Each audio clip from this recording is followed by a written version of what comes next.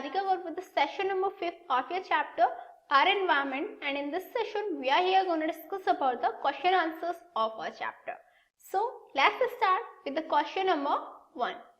What are trophic labels? Give an example of a food chain and state the different trophic labels in it.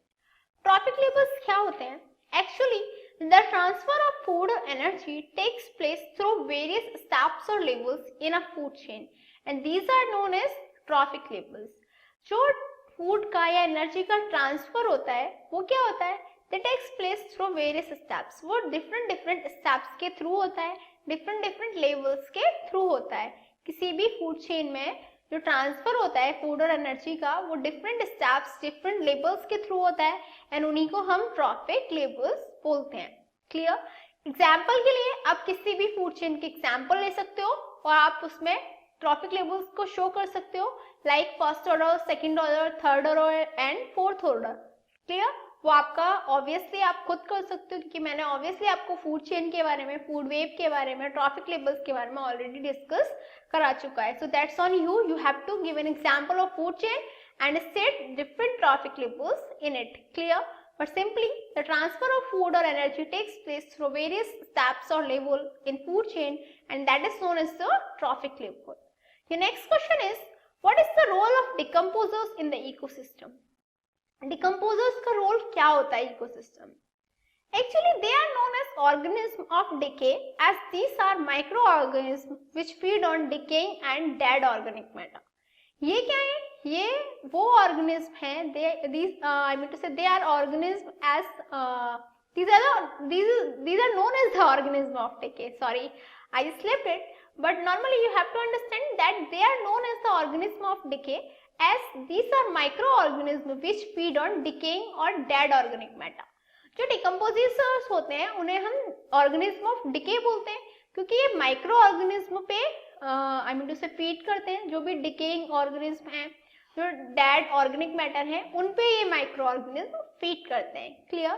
These are called saprobes. इन्हें हम saprobes भी कहते हैं because they are useful in decomposing waste from ecosystem.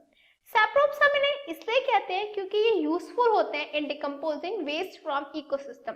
Ecosystem का जो waste है उसे decompose करने में यूजफुल होते हैं. That is the reason they are also known as the saprobes. Is that clear? The next question is, why are some substances biodegradable and some non-biodegradable? क्यों कुछ substances biodegradable होते हैं और कुछ non-biodegradable होते हैं? Actually, this depends on their degradation quality. ये इनके degradation quality पे depend करते हैं.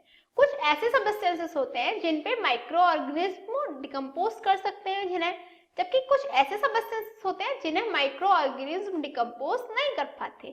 वो ऑर्गेनिज्म जिन्हें माइक्रो ऑर्गेनिज्म डिकम्पोज कर देते हैं उन्हें हम बायोडिग्रेडेबल की कैटेगरी में रखते हैं, जबकि वो सब्सटेंसेस जिन्हें माइक्रो ऑर्गेनिज्म डिकम्पोज नहीं कर सकते उन्हें हम नॉन बायोडिग्रेडेबल की कैटेगरी में रखते हैं.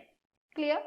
The next question is, give any two ways in which biodegradable substances would affect the environment.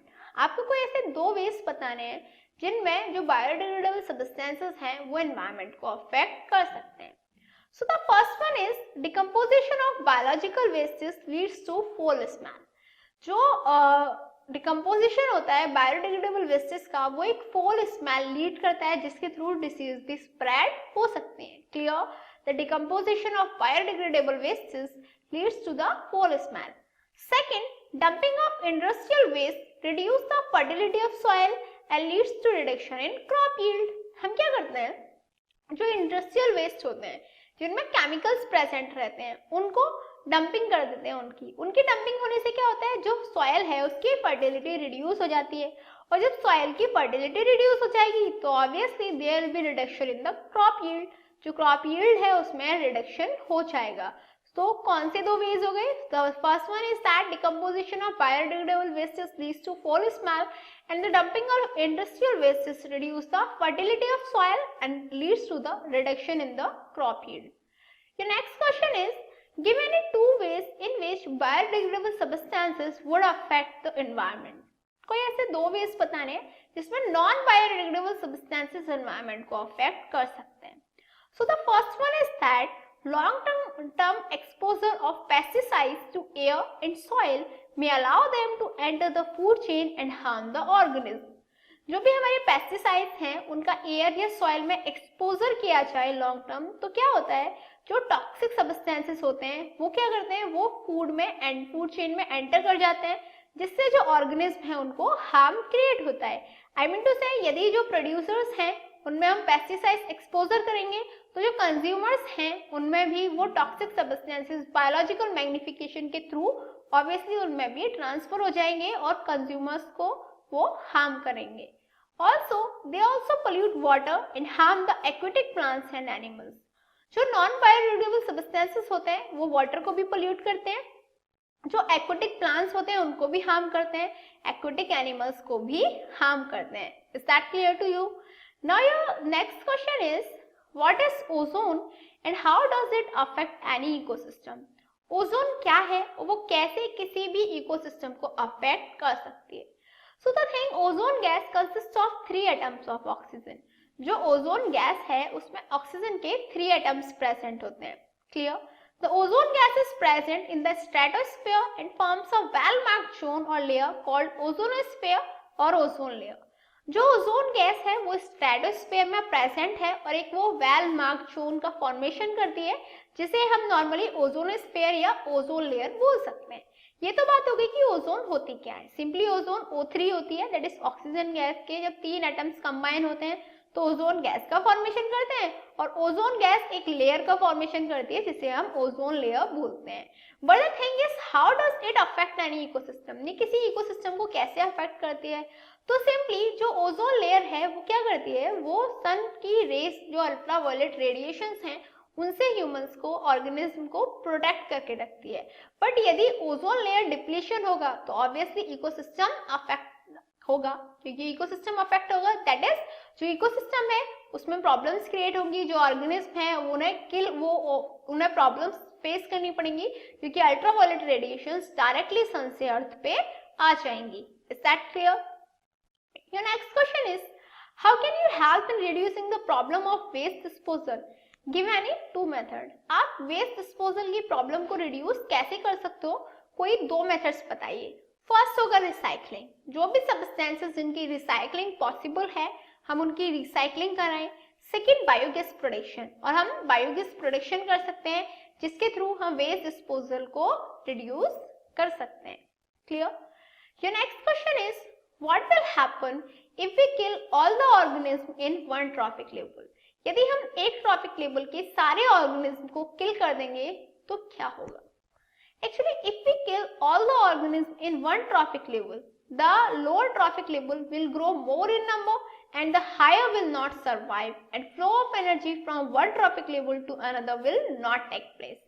Simply, यदि हम किसी ट्रॉपिक लेवल को किल कर देंगे तो जिस ट्रॉफिक लेवल को हमने किल किया उससे जो लोअर ट्रॉफिक लेवल होगी उसके जो ऑर्गेनिज्म होंगे वो ज्यादा नंबर में ग्रो करेंगे.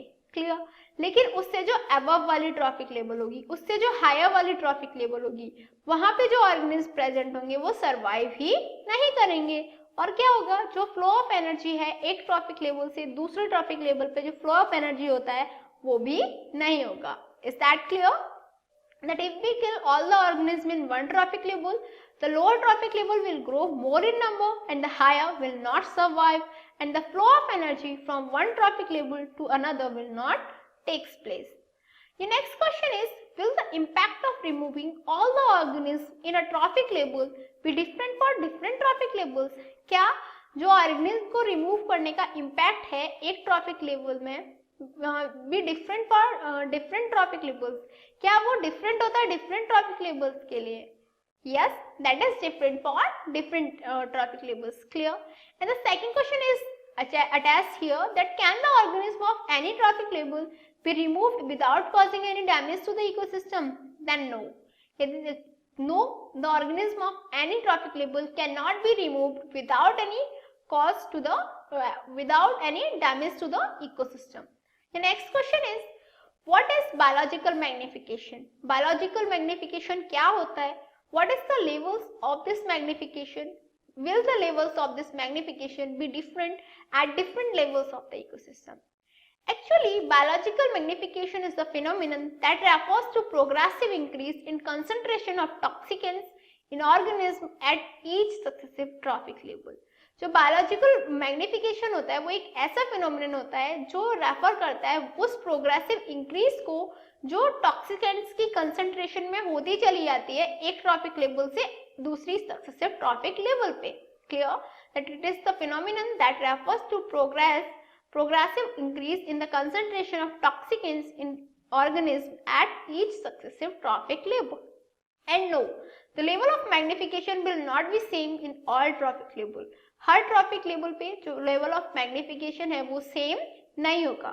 Biomagnification is more in organism of higher trophic level, क्योंकि higher trophic level के जो organism हैं उनमें biomagnification ज़्यादा होता है. Clear?